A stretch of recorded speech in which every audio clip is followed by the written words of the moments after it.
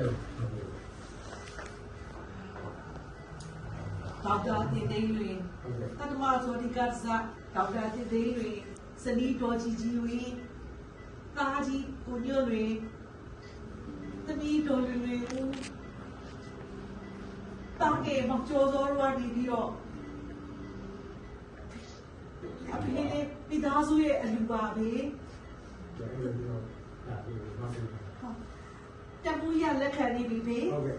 တမူကြီးတမူအကျဉ်းသားတမူကြီးပေါ်နေပြီဟာတမူကြီးဒါတောင်းဝင်ထားတော့ဝဲတဲ့ဆေးရုံမှာဒါ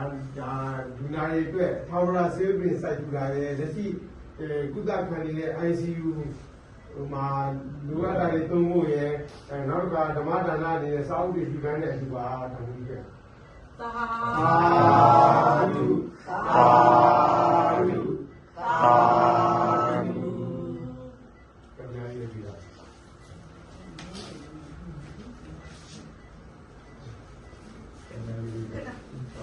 ခဏလေးပတ်ပတ်တဲ့ချင်းဟုတ်ကဲ့ဖတ်လိုက်ပါ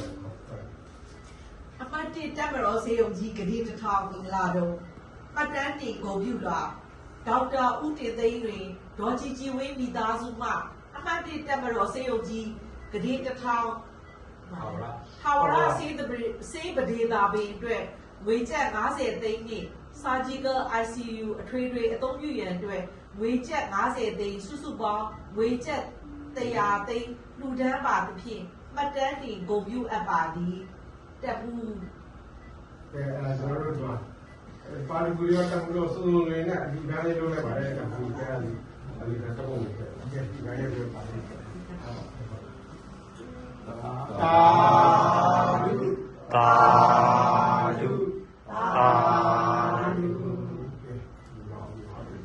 အဖေကလေသူတော်ကောင်းကြီးဆိုတော့လေအဖေကိုဒီကလူတွေကချစ်ကြတယ်လာကြည့်တဲ့လူတွေမှအများကြီးပဲအဖေကိုလာကြော့ကြတာသိလားဖေ